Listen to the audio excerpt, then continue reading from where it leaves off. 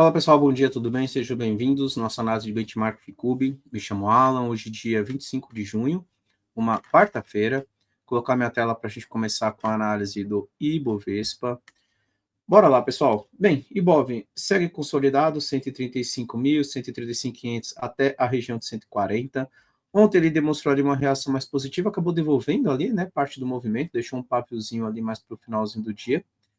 Tá vindo testar de novo aí a região dos 135, tá? 135.500. Vamos observar a reação dele por aqui, tá? Um ponto importante, né? Aqui no gráfico diário, se ele respeitar, a ideia é mandar novamente lá para perto dos 140.000. Se por um acaso o mercado aí der uma estressada e Bovespa começa a fechar para baixo dessa região em verde, cuidado com compras. A próxima parada vai ser ali perto dos 133, 132.800. E aí essa região que por enquanto vem trabalhando como suporte passa a ser um ponto de resistência. Ele pode voltar para testar, bater cabeça e depois retomar a movimentação de queda, tá? Então, assim, o ideal, né, acreditando que ele ainda retome a movimentação de alta, o ideal seria que ele não perdesse aí a região do 135, tá? É o que eu tenho monitorado, né? Abaixo de 135 já começa a ver com uma certa dificuldade ali as compras, né? É claro, vender aqui eu não vejo o melhor ponto de venda, porque você está vendendo em cima de uma região de suporte que já vem segurando, né? Ele já testou aqui por volta do dia 26 de maio, segurou, testou ali no dia 10 de junho, segurou e está testando mais uma vez, tá? O que eu vejo por Ibov no momento é mais uma consolidação em região de topo. Vamos ver se ele vai respeitar a faixa verde, respeitando a ideia é voltar lá para 140. Se perder, aí a gente observa ali com mais detalhes, né, como que o mercado vai reagir, mas abaixo de 135 eu já começo a ter um viés ali mais vendedor, entendendo que esse mercado pode sim reverter essa movimentação de alta que ele vem demonstrando aí, pelo menos, né, considerando a última pernada, desde de abril ali, desde o dia 10, 9 de abril, quando ele essa última puxada é para cima, tá ok? Então vamos seguir acompanhando o Ibov. Gráfico do dólar, WDO FUT, vamos lá. Bem, o dólar ele está testando um ponto importante ali no curto prazo, tá? Que é essa região aqui dos 5.540, 5.550, né? Vamos puxar um pouquinho para cima, 5,55. Ontem, na nossa análise do programa Tendências, eu chamei a atenção que acima de 5,55 ele vai ter uma próxima resistência lá no 5,66, 5,65, né? Vai ser um próximo ponto de resistência. Só que aí, acima desses 5,55, eu já começo a ver a possibilidade do dólar desenhar algo parecido com isso, né? Ele pode ir lá na região de resistência, entendo que é um ponto no swing trade mais interessante para a venda, só que se ele volta para testar esse 5,55 e começa a formar um pivôzinho, marca um fundo mais alto que o anterior, começa a haver uma primeira possibilidade aí, quem sabe, desse dólar tentar reverter essa movimentação de queda, puxar um pouco mais para cima, um movimento de onda 3 ali, né? Mas ele teria que desenhar algo parecido com isso. Como ele ainda está abaixo do 5,55, é ponto de resistência, tá? Ponto importante. Se eu for em tempos gráficos menores, né? Por exemplo, um gráfico de 2 horas, a gente consegue já observar que ele testou aqui uma, duas, três vezes a região dos 5.480 e não perde, tá? Se ele começar a trabalhar para cima dos 5,55, conforme eu comentei, a gente entende que no curto prazo a gente pode ter uma movimentação do dólar parecida com essa, tá? Dá até para pensar nas compras, né? Se ele fizer algo parecido com isso, tentando trazer ele até a região dos 5,66, 5,65, que seria ali o próximo ponto de resistência no dólar, tá ok? Então, vamos seguir acompanhando. Como ele não rompeu ainda, né? Então, segue sendo resistência, tá? Cuidado ali. Às vezes a gente fica tentando antecipar, né? Faz a compra, o preço até tenta romper, falha, e depois volta tudo de novo para testar fundo, tá? Então, muita atenção, ponto importante aí no gráfico do dólar. Agora, falando aqui no intraday, né? Para quem opera aí o day trade, vamos dar uma olhadinha aqui no dólar para observar.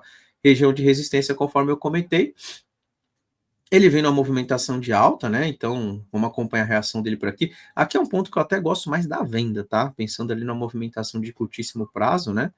Gráfico de 15 minutos. Então, ele está numa região de resistência, assim. Inclusive, ele fez um topo agora há pouco nos 5.552. Está vindo para testar, por enquanto não está conseguindo romper. Tem a resistência da mínima 610. Se ele começar a fechar para baixo da linha verde, perder esse pivôzinho no 5,53, entendo que o dólar pode buscar essa região do 5,52 novamente, tá? Testar novamente esse pivôzinho, né? Esse último que ele marcou no gráfico de 15 minutos. Por outro lado, se ele romper para cima desse topo anterior no 5,55, Aí, para quem está vendido, vai ter que estopar, né? E qualquer pullback acima dessa região de 5,55, aí eu já passo a pensar na compra, e aí aquela leitura que nós desenhamos nos tempos gráficos maiores, né? Podendo o dólar buscar até a região de 5,66, 5,65, é claro, talvez não no dia de hoje, né?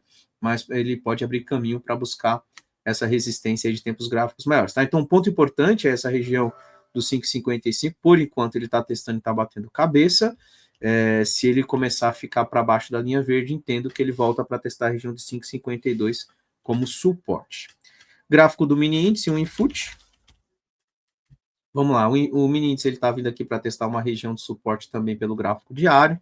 Vamos observar a reação, não tem conseguido ali fazer novos topos, né? Tem falhado. Intraday ali para quem faz o day trade. Então, tá numa região de suporte, né? Tá testando, vamos ver se ele vai respeitar esse fundo anterior. Não é uma região que eu entendo ali que tem uma boa relação risco-retorno para a venda, tá? Então, cuidado com vendas aqui. Se alguém tiver vendido, né? É que esse movimento foi no dia de ontem, tá? Mas vamos lá. Para quem está vendido aí no índice, né? Se tiver vendido ali, tá segurando venda aí, com esse movimento de correção, conseguiu ele vender mais próximo de 140 mil, aqui é um ponto de atenção. Se perder, né? Então, supondo aí que o índice ele vem perdendo o fundo anterior, dá uma acelerada ali para baixo, para quem está vendido aqui, segura a operação. Para quem está de fora, espera um repique para tentar uma nova venda, tá? Como ele não perdeu, então aqui é uma região de suporte, uma região de fundo anterior, é a região que ele vem respeitando aí nos últimos dias, né? Tá certo que em alguns momentos ele veio um pouco mais para baixo, 137.400, aqui ele veio no 137.800, 137.200, mas é uma faixa de preço aí que ele vem respeitando, tá? Então, o que eu esperaria aqui? Entendo que é uma região mais interessante no momento, pensando na compra, principalmente quando eu vejo ali a questão da relação risco-retorno, né?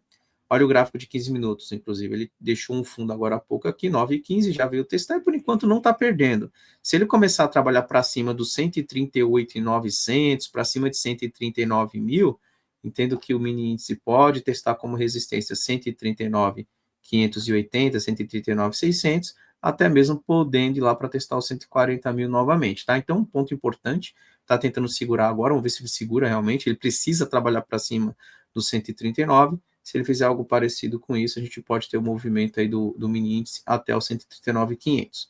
Por outro lado, né, se ele der continuidade na queda, se alguém tiver comprado, teria que estopar, né, porque aí ele abre caminho para seguir caindo, e aí qualquer movimento de repique eu passo a pensar na venda, tá? Então, ponto importante, ponto de decisão, é necessário que ele respeite aí para que a compra fique interessante. Se perder, aí a gente espera um repique ali pensando numa nova oportunidade na venda, tá? Então, vamos seguir acompanhando aí também o mini índice.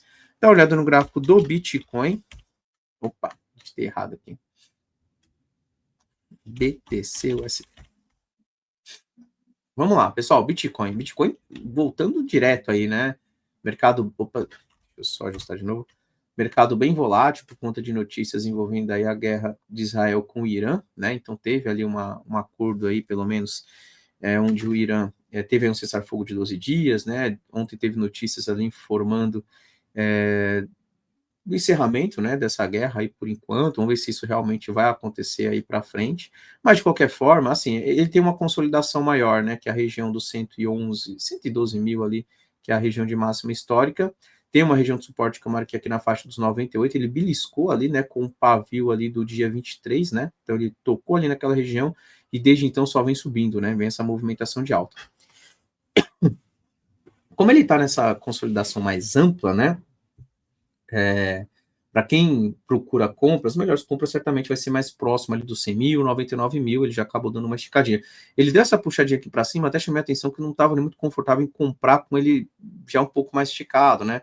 Entendi ali que ele poderia bater cabeça no meio do caminho e ainda voltar para testar esse último fundo deixado. Só que do jeito que ele vem movimentando, tá com cara que ele vai direto, tá? Tá com cara de que ele vai tentar assim, testar ali a região de 110, 112, testar ali aquela região como resistência, e aí a gente passa a observar quando ele chega por ali. Chegou por ali, se alguém tiver comprado fazendo trade, né, não para quem está fazendo ali uma operação de mais longo prazo, mas para quem está fazendo operações curtas, chegou na região dos 111, 112, eu entendo que é um ponto de atenção, ponto que dá para pensar em fazer algum tipo de gerenciamento ali das operações ativas, né, talvez encerrar a parte delas, reduzir o tamanho de posição, porque se ele falhar por aqui, a gente entende que ele devolve tudo de novo lá para casa dos 99, permanecendo consolidado.